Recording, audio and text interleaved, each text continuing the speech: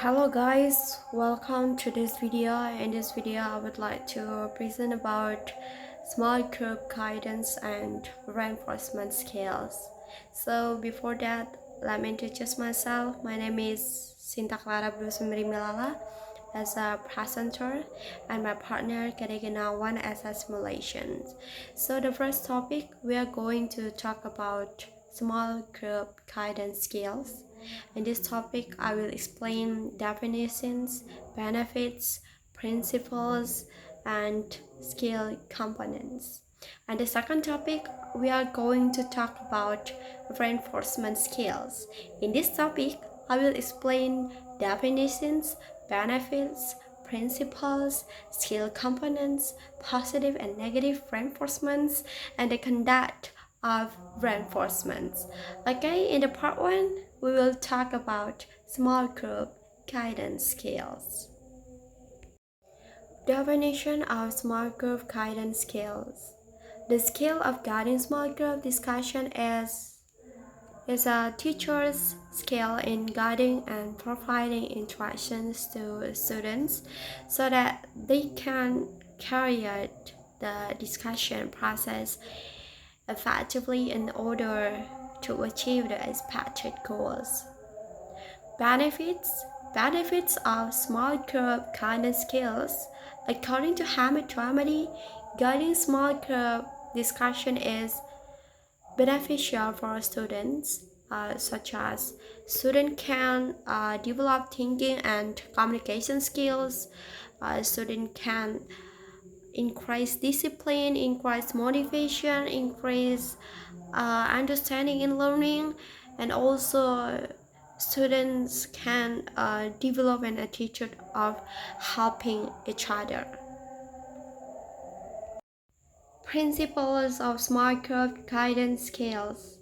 In applying the skill of guiding smart group discussion, teacher must be able to adhere to the following principles.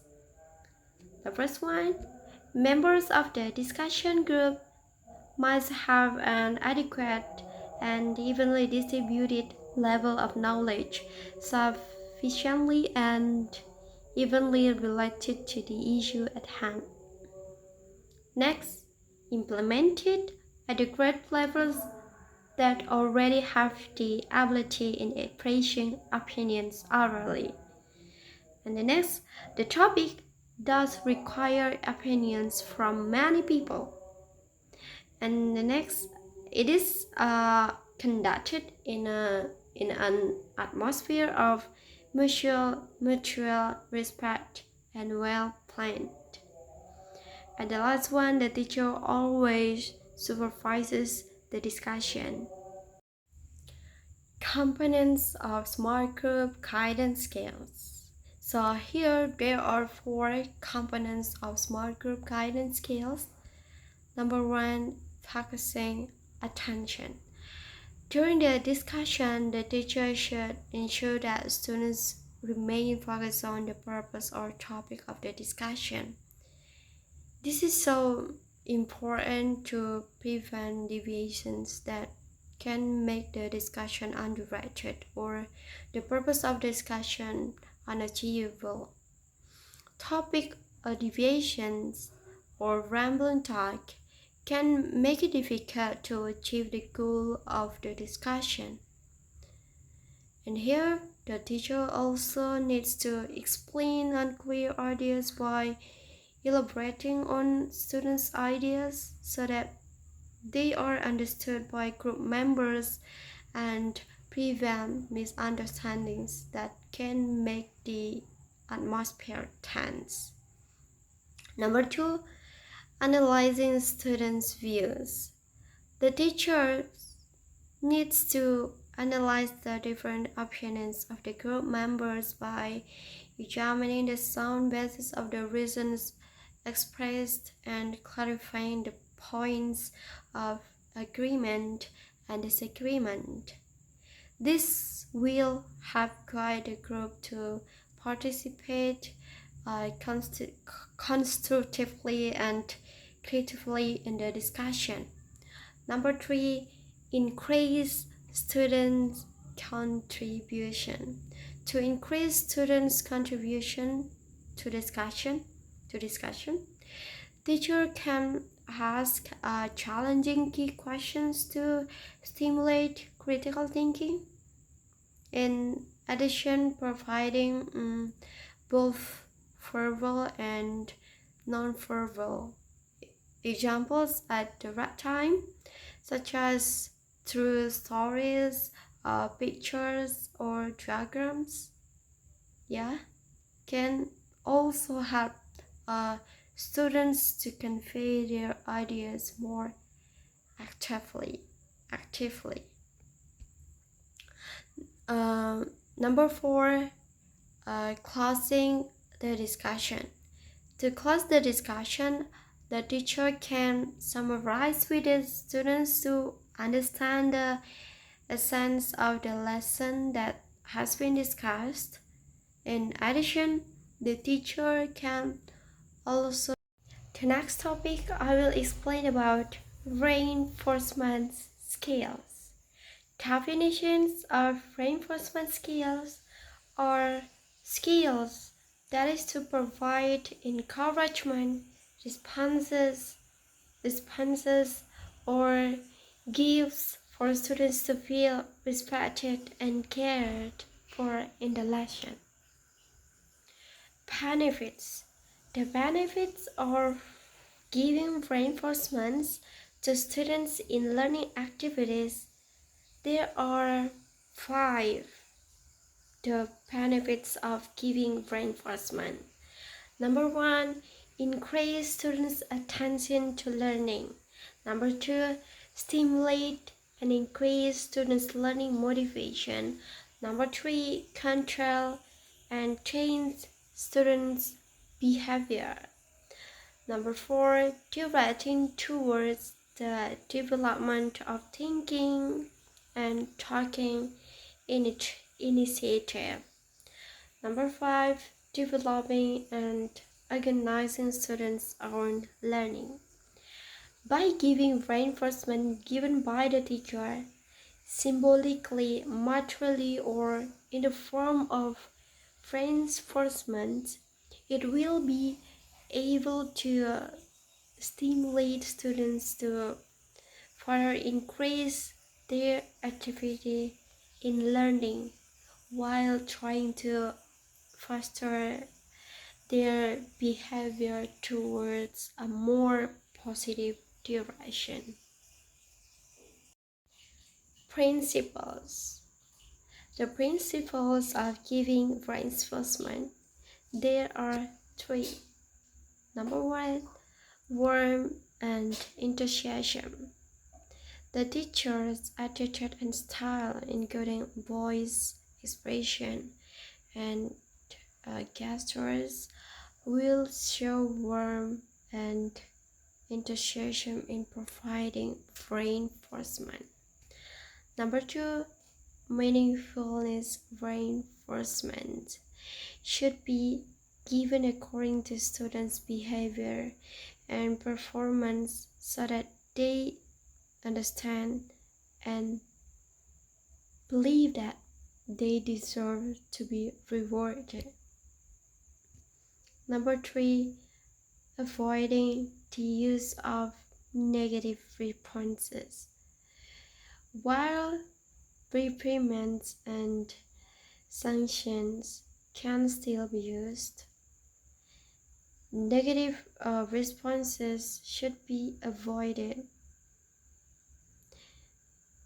Negative responses are given by the teacher in the form of comments, maybe jokes, insults, harsh mockery, need to be avoided because it will discourage students from developing themselves. Components of reinforcement skills. There are 6 components of reinforcement skills. Number 1, verbal reinforcement. This reinforcement is the easiest to use in teaching and learning activities. It is in the form of commands, praise, support, recognition, or encouragement that is expected to improve students' behavior and performance. For example, when a question is asked and the student answers correctly, the teacher praises the students by saying, "Good, exactly right," and so on.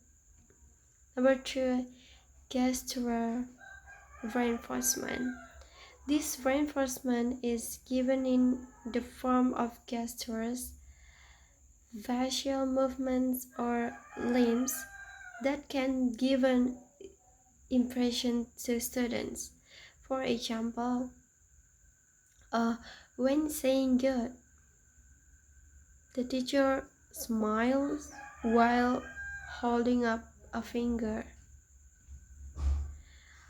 Number three, reinforcement by approaching the child. Approaching movements can be shown by the teacher by stepping close to students, uh, st- uh, standing next to students or groups of students, even certain situations sitting with students or groups of students, with the aim of providing attention, a sense of pleasure, a sense of security to students. Number four, reinforcement with touch. Touch, such as patting a student's shoulder, shaking a student's hand, or raising the hand of a student who wins or gets a good grade. Number five, reinforcement by providing fun activities. Students who get good grades are given the opportunity to do activities that they enjoy. For example, helping their friends in completing its definitions of positive reinforcement. Skinner and Hesburgh McMahon Kairani states that positive reinforcement is based on the principle that the frequency of responses increases because it is followed by a stimulus that is rewarding. Benefits. The benefits of giving positive reinforcement to students in learning activities, there are four. Number one, motivate learners to learn. Number two, stimulate students to think better. Number three, develop the ability to take personal initiative. And the last one is controlling and changing learners' negative attitudes towards learners in learning to supportive behavior. Types of positive reinforcement. There are two types. Number one, verbal reinforcement in the form of words or sentence such as "I'm happy," "Yes," "Right," and etc. Number two, non-verbal reinforcement in the form of mimics, body movements with a part and using touch striking their back. Definition of negative reinforcement. According to Skinner's opinion that negative reinforcement is based on the principle that the frequency of response increases because It is followed by the removal of an adverse unpleasant stimulus. Benefits. The benefits of giving negative reinforcements to students in learning activities, there are four. Number one, increase students' attention in the learning process. Number two, raising, maintaining, and improving students' learning motivation. Number three, build learners' confidence. And the last one, organizing and developing children or students themselves in the learning process. Types of negative reinforcement. So there are two types of negative reinforcement. Number one, escape conditioning is some stimulus or event that when stopped or eliminated will increase or maintain the strength of the response. Number two, avoidance conditioning is some stimulus or event that if delayed or avoided will increase or maintain the strength of the response. To conduct of reinforcement. So, number one, reinforcement to a specific person. Reinforcement should be clearly aimed at specific students. The educator's gaze should be firmly directed to the learner who is receiving the reinforcement. Therefore, reinforcement must be clearly addressed to him and try to say his her name and look at him or her. Number two, not full reinforcement. The answers learners give to educators' questions are often found to contain little truth. For this reason, the reinforcement used is not for reinforcement. Number three, immediate reinforcement. Immediate reinforcement should be given as soon as a correct and appropriate behavior occurs. If it is given with a long period of time, then the psychological effect will fade away. Number four, variety in use. Reinforcement must be varied because if it's monotone, it will be less meaningful for students. For example, by only using the word good throughout the teaching and learning process or thumbs up only. So this is about my presentation. So in here I will answer the question from my friends. The first question is jelaskan regulasi dalam membuat grup untuk diskusi. Nah, jadi regulasi dalam membuat grup untuk diskusi itu memang sangat penting untuk memastikan kelancaran dan keadilan dalam interaksi antara anggota grup. Nah, jadi saya akan jelaskan beberapa regulasi yang dapat diterapkan. Nah, yang pertama itu menentukan aturan partisipasi yang jelas untuk setiap anggota grup. Yang kedua itu memastikan rotasi peran dalam diskusi sehingga setiap anggota itu memiliki kesempatan untuk berkontribusi. Nah, selanjutnya itu menentukan waktu yang jelas untuk setiap anggota berbicara agar tidak ada yang mendominasi pembicaraan gitu. Nah, selanjutnya itu mendorong kolaborasi dan kerja tim dengan membagi tugas secara adil. Tuh. Yang selanjutnya itu menetapkan etika komunikasi yang menghormati pendapat dan ide setiap anggota. Pertanyaan kedua yaitu bagaimana jadinya jika dalam satu kelas hanya ada satu siswa yang mendominasi, aktif lah gitu.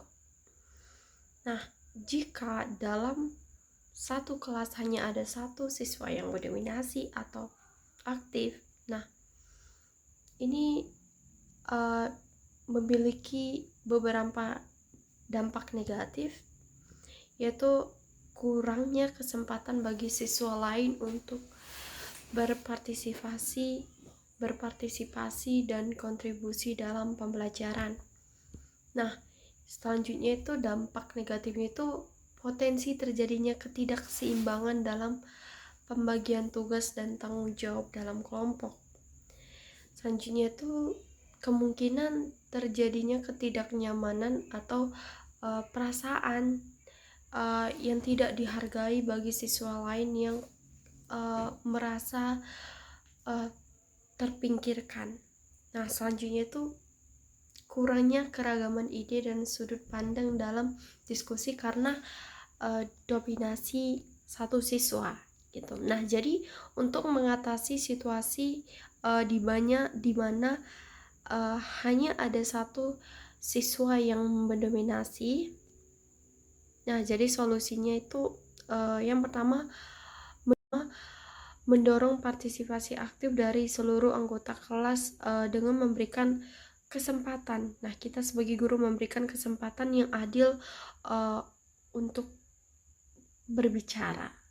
Nah, yang kedua itu memfasilitasi diskusi kelompok yang kolaboratif dan inklusif.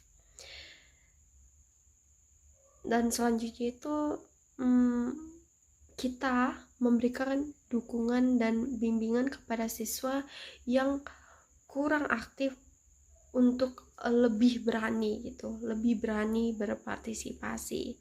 Yang terakhir itu memastikan bahwa aturan partisipasi dan regulasi kelompok itu diterapkan secara konsisten untuk mendorong keterlibatan semua anggota. Nah, jadi ini saja yang saya dapat sampaikan. Terima kasih.